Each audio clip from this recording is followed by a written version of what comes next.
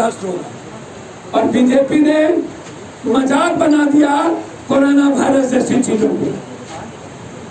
Virtual और digital rally BJP के लिए सबसे महत्वपूर्ण है, नीतीश कुमार के लिए। बिहार की जनता का जान माल का कोई मतलब उन्हें नहीं है। अपने को घर में कैद हो गया बीजेपी और मुख्यमंत्री और नेता, और जनता को मरने पर मजबूर कर दिया। एक भी घर से नहीं निकलते हैं, बस घर से बैठ के वर्चुअल डिजिटल रैली करके जनता को मारने की तैयारी कर रहा है।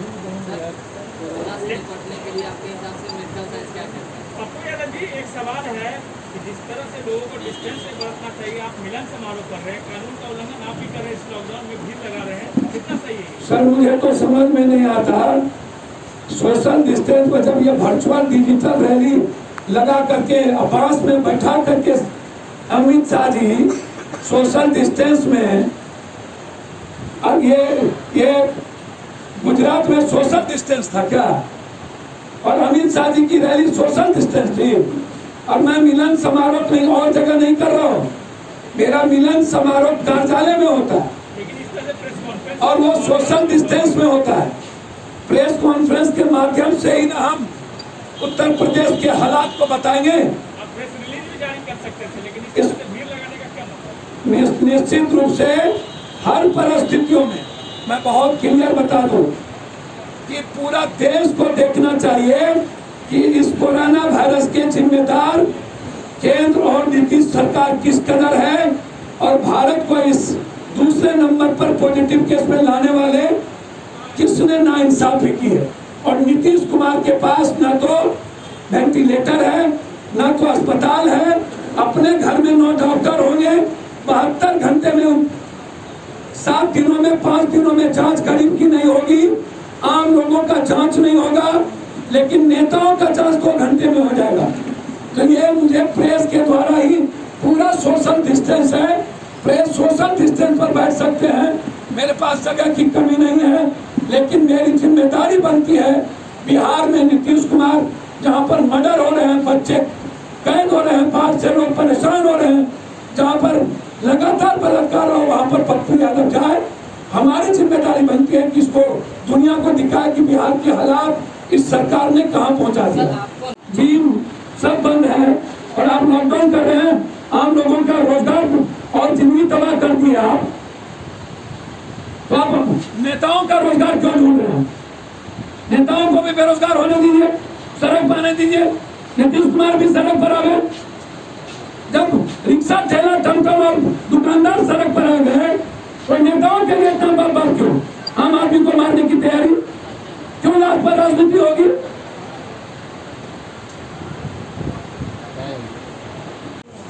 नीतीश कुमार से हम आग्रह करेंगे कि लॉकडाउन आप कर रहे हैं, करते जा रहे हैं, लॉकडाउन पर आप सभी दुकानदारों का स्कूल फीस का, आप स्कूलों का, आप बिजली बिल, EMI और होल्डिंग टैक्स आप माफ करिए, अन्यथा ये लड़ाई हम शुरुआत करेंगे।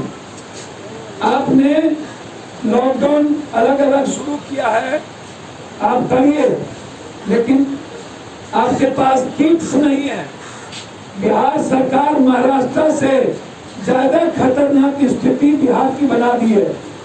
शायद महाराष्ट्र में तो किट्स था, महाराष्ट्र में आपको पता होना चाहिए प्राइवेट नर्सिंग होम ले लिए गए, महाराष्ट्र में होटल लिए गए, वहाँ डॉक्टर को लाया गया, लेकिन नीतीश कुमार ने बिहार के 12.25 करोड़ लोगों को मारने में कोई कसर बाकी नहीं रखी। उसने क्वारंटाइन प्लेस खत्म कर दिया, जांच खत्म कर दी। संख्या नीतीश कुमार बता नहीं रहा है। नीतीश कुमार के पास आज किट्स नहीं है। हम नीतीश कुमार से आग्रह करते हैं हर जिले में nursing home, private nursing home और साथ साथ प्राइवेट होटल को आप आइसोलेशन वार्ड बनावे। आपके पास वेंटिलेटर नहीं है पटना में, वेंटिलेटर को आप बढ़ावे। जो संख्या आ रही है, यदि वेंटिलेटर नहीं हुआ और किट्स नहीं रहे तो बिहार लगभग मुझे लगता है कि कम से कम 1 लाख लोगों से कम मरेंगे नहीं। बिहार को मारने की तैयारी वर्तमान सरकार ने कर ली है। मेरा आरोप है कि नीतीश कुमार चुनावी मूड में जा चुके हैं। उन्हें कोरोना वायरस और उन्हें इस पॉजिटिव केस और बिहार की जनता को बचाने में कोई दिलचस्पी नहीं है। शोषण चीजों को फॉर्म किए हुए हैं, सबके मुंह पर है, सभी जगह। विपक्षियों के गठजोड़ को रोकने के लिए कहीं तो सरकार ने लॉकडाउन नहीं लगाया सर। विपक्षी पार्टियों के गठजोड़ को रोकने के लिए कहीं ना कहीं सरकार ने ये लॉकडाउन तो नहीं लगाया है। सर ये तो सरकार से पूछिए, उनका डेली आरसीपी सिंह का, वो आज तक वाले से पूछ लीजिए, आरसीपी सिंह का डेली वर्चुअल रैली चल रहा है, डिजिटल रैली। अब कुछ प्रेस वाले यदि सरकारी हो जाए और विपक्ष के दुश्मन बनते रहे और विपक्ष से ज्यादा दुश्मन जनता का हो जाए तो मुझे कुछ नहीं कहना। आज कुछ प्रेस के लोग जनता के ज्यादा दुश्मन और सरकार के नजदीक हो गए। जनता की जो हालात है, लाइन लग करके भी पॉजिटिव जांच नहीं हो पा रही है और 7 दिन 5 दिनों तक उसका रिपोर्ट नहीं आ पा रहा है। नेताओं के घर में बन चुका सब कुछ, हॉस्पिटल बन गए, लेकिन बिहार की जनता कैसे मर रही है इसकी चिंता कुछ प्रेस वाले को नहीं है। जिन प्रेस को है मैं उनको धन्यवाद दूंगा। मैं सिर्फ इतना कह सकता हूँ, लगातार एक व्यक्ति पूरे बिहार के, मैं 4 दिनों पर औरंगाबाद गया, सासाराम, हर जगह जो घटना घटी और जो पॉजिटिव स्थिति है उसका दौरा करने के बाद मेरी जिम्मेदारी बनती है कि जिसको मैं सबसे ज्यादा इस देश का एक स्तंभ मानता हूँ, प्रेस, मैं सबसे ज्यादा प्रेस की इज्जत करता हूँ। इनके माध्यम से दुनिया देखे कि आज क्या हालात है। इसीलिए मेरी जिम्मेदारी ये चारों बनती थी कि उत्तर प्रदेश में इंक्वायरी हो। ये पूरे जो यहाँ पर बैठे हैं ब्राह्मण समाज के लोग, ये जन अधिकार पार्टी के प्रति नहीं, बिहार और देश के प्रति जिम्मेदार लोग हैं। और जो अमित शाह जी ने चिट्ठी भेजा है सुशांत सिंह को लेके, यह बताना बहुत जरूरी था कि उन्होंने क्या कहा। साथ साथ बिहार का बाढ़ और कोरोना वायरस किस संकट के दौर से है यह बताना जरूरी था। और जो सोशल डिस्टेंस जिसने लॉ बनाया, वही मंत्री किस तरीके से आज एक कर्तव्यनिष्ठ सिपाही को नौकरी से बर्खास्त करने की बात हो रही है, यह बताना जरूरी था। सर एक लास्ट सवाल नहीं नहीं, योगी जी जिस तरीके से लगातार, मैं पुनः मांग करता हूं कि उत्तर प्रदेश के सभी इनकाउंटर की जांच कारजू चरणचूड़ से अविलंब हो और सर्वोच्च न्यायालय सुप्रीम कोर्ट 100 नोटिस ले। यदि 1 सप्ताह के अंदर ऐसा नहीं हुआ तो हमारी जो कुल बिहारी जी हमारे अध्यक्ष हैं, मैथिली सम्राट हैं, इनके नेतृत्व में हम लोग सुप्रीम कोर्ट का दरवाजा खटखटाएंगे। दूसरी चीज, ये सुशांत सिंह राजपूत के बारे में हमने गृह मंत्री को चिट्ठी दिया था। उन्होंने एक चिट्ठी हमको लिखा है, आज ही वो चिट्ठी आई है। उस चिट्ठी में उन्होंने लिखा कि पप्पू यादव जी, आपका दिनांक 16 जून 2020 को चिट्ठी प्राप्त हुआ। ये मामला कार्मिक और प्रशिक्षण विभाग से संबंधित है। मैं आवश्यक कार्रवाई के लिए मैं उस विभाग को भेज चुका हूं और ये आवश्यक कार्रवाई होगी। इधर भी देखा तो ये चिट्ठी उन्होंने भेजा है।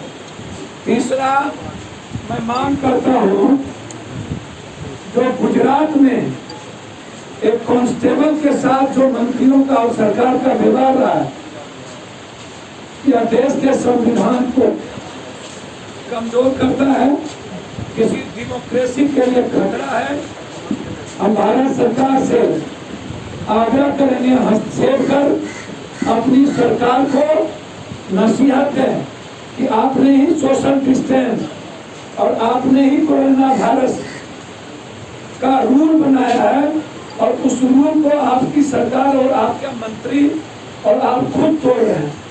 इसीलिए ऐसे में में आपको नहीं लगता कि तमाम वर्चुअल रैलियां हो या गैदरिंग करने वाली प्रेस कॉन्फ्रेंस हो, सभी पे ब्रेक लगने चाहिए? सर मुझे समझ में नहीं आता है, सफाई कर्मचारी काम कर रहा है कि नर्स काम कर रहे हैं कि डॉक्टर काम कर रहे हैं कि, और जब वैक्सीन आना नहीं है तो आप ज्यादा से ज्यादा सोशल डिस्टेंस और तरीके को ढूंढिए ना। काम रोक देने से कुछ नहीं होगा, काम करना पड़ेगा और मैं करूंगा। पप्पू यादव हर व्यक्ति तक पहुंचेगा, हमें कोई नहीं रोक सकता। आप तरीका पैदा करिए, बाजार कौन कब खुलेगा, कब दुकानें खुलेगी, कब नहीं खुलेगा, सब्जी मार्केट किस डिस्टेंस पर रहेगा। सब्जी के द्वारा घर में कोरोना वायरस नहीं जा रहा है, दूध के द्वारा वो आइसोलेशन होकर घर में जा रहा है क्या? सब्जी से कोरोना वायरस पॉजिटिव केस नहीं होगा, तो सब्जी बेच रहा है क्या उसका आइसोलेशन हो रहा है क्या? दूध का क्या हो रहा है? लेकिन फिर भी संयम तो बरतना चाहिए ना भैया मेरे, तो संयम लॉ के मुताबिक बरतिए ना, काम तो करेंगे ही ना लोग। सफाई कर्मचारी को रोक दीजिएगा तो गंदगी का क्या होगा? नर्स और डॉक्टर डरेंगे, घर में बैठ जाएंगे तो क्या होगा? ये सिर्फ नेताओं के लिए, बेईमानों के लिए कोरोना वायरस और सोशल डिस्टेंस है।